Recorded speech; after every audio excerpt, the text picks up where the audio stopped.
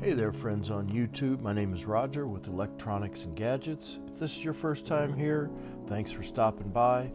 Hit the like and subscribe. If you've been here before, thank you. The next item I'd like to review and go over is Apple's service, which is called Apple iCloud. Today's Apple iOS devices can all display or play the same media, photos, music, books, TV shows, and such. Some iOS devices, such as your iPhone and iPad, can even share applications that you install. Therefore, it makes sense to effortlessly share all your digital media across these devices. And that's what iCloud is all about. Apple calls this synchronization pushing. Here's a look at how the pushing process works. Imagine that you just completed a Pages document on your iMac, an invitation for your son's birthday, for example. But you're at the office and you get the need for the document to your family so that they can edit and print it using your son's iPad. Before iCloud, you had to attach the document to an email message or upload it to some type of online storage such as Dropbox or whatever. And then a family member had to download and save the document to the iPad, computer, whatever, before working on it. With iCloud, you simply save the document on your iMac, iPhone, iPad, whatever you're working on, to your iCloud library. And Apple automatically pushes the document to your iPad or device. Your document appears on the device ready to be opened, edited, and printed. And it appears on any other devices running iOS 5 or later using your same Apple ID as well. The following figure gives you an idea of what's happening in the background when one of your devices pushes data using iCloud. And iCloud isn't limited to just digital media. Your iMac can also automatically synchronize your email accounts, calendar, events, contact entries with other iOS 5 or later devices across the internet. So staying in touch is much easier no matter where you are or which device you happen to be using at any moment. Apple throws in currently 5 gigabytes of free online storage that you can use for all sorts of things. Not only digital media files, but also documents that you'd like to save online for safekeeping. Items you bought in the iTunes store, music, video, and applications, and the images in your photo stream do not count against your free 5 gig limit. We're going to go over more on how you can expand the 5 gig limit later. You can also access your documents through the web at icloud.com. Log in with your Apple ID and password to send mail, access your contacts and calendars, edit your notes, reminders, locate your devices, and use online versions of Pages, Numbers, and Keynotes. iCloud also has a Files app, which we'll go over later, that works pretty much like a hard drive, with some exceptions, but we'll go over in detail on that shortly. How Apple iCloud works and what to do when it doesn't. Apple's iCloud-based storage, backup, and syncing service is the glue that connects iOS and macOS and makes everything work seamlessly. For those times when problems arise, there are also answers to fix those as well. If you're an Apple user, chances are high you've already connected to iCloud. If you're new to Apple, you should know that iCloud is a mostly invisible but important set of services designed to keep documents and data in sync currently between all your Apple devices. That means, for example, that if you update contact information on the iPhone, the changes get pushed to all of your Macs, iPads, or other touch devices. Any Apple device logged into the same iCloud ID. iCloud storage, backups, and pricing. Beyond simple data syncing, iCloud is used for storage similar to Dropbox or Microsoft's OneDrive. You can upload, share, and store documents and data, and then access the docs and data from any computer with a web browser or the app called Files. iCloud is also used to store and transfer large attachments sent from Apple's iCloud email addresses.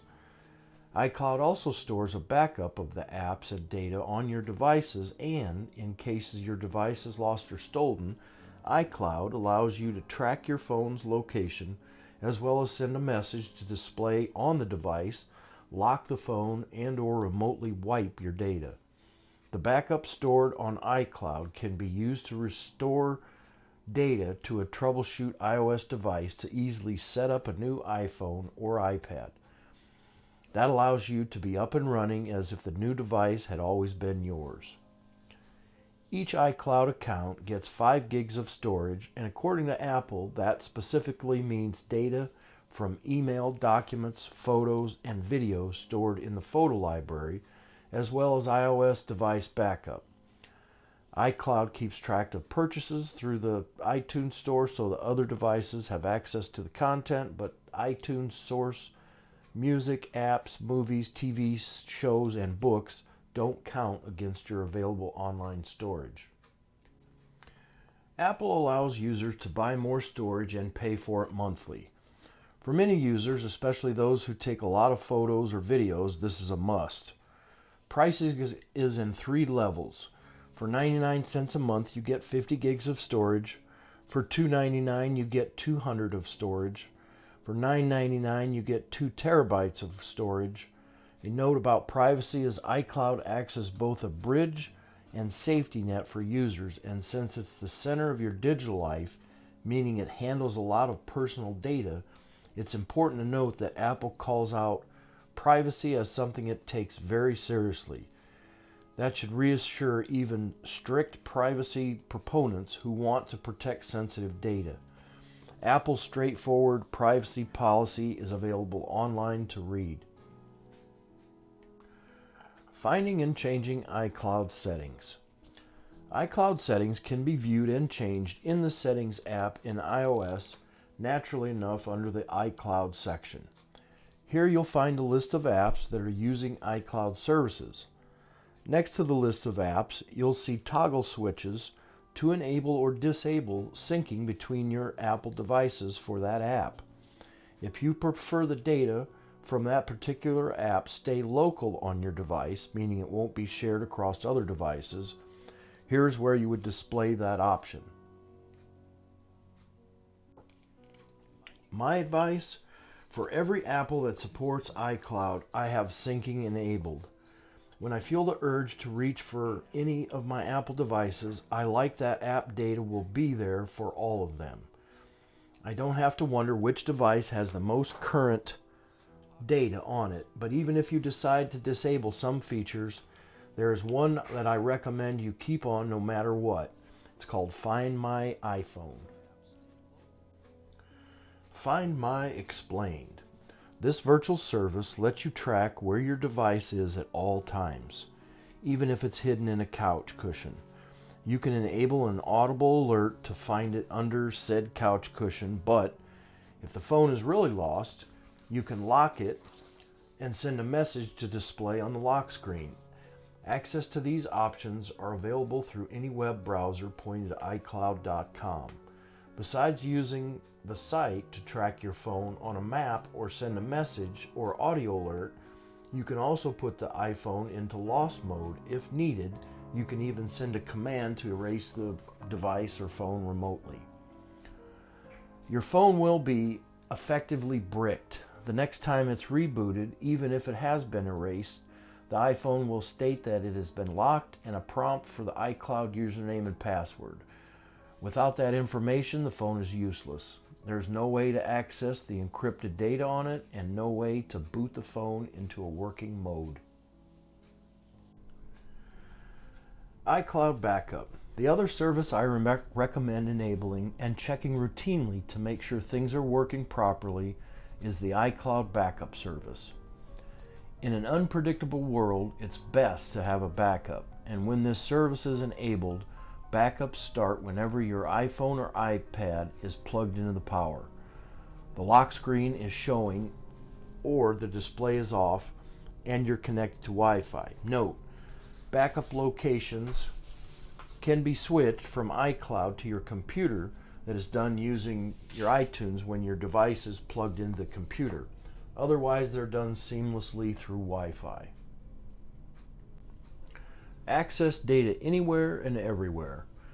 When an app supports iCloud, documents created with that app can be accessed from any modern device with an internet connection. Just go to icloud.com. From there, documents created in Pages, Numbers, and Keynotes are easily accessible from Launchpad and can even be edited from within the browser. Other documents are accessed by clicking on the iCloud Drive and navigating to the appropriate file. iCloud Drive doesn't support opening all types of file, but does a very good job with most popular formats. Your calendar, contacts, reminders, notes, photos, Apple-based email are all available from iCloud.com. Launchpad, which is helpful if your iOS device even loses power and you need to access the data in a pinch. There are a few more tricks in getting the most out of iCloud. Over time, the number of Apple devices connected to an iCloud account can become unwieldy, making it easy to lose track of which ones are still signed in with the Apple ID after they've been lost, handed down, sold, whatever. To find out which devices have your Apple ID assigned to them, sign into iCloud.com and click on Settings from the Launchpad. Under the Storage section, you'll find My Devices. This section will list those devices and give you the option to remove them. Using Settings on iCloud.com, you can also restore documents and data such as contacts, calendars, bookmarks, and reminders right from the browser and download them to the computer you're using.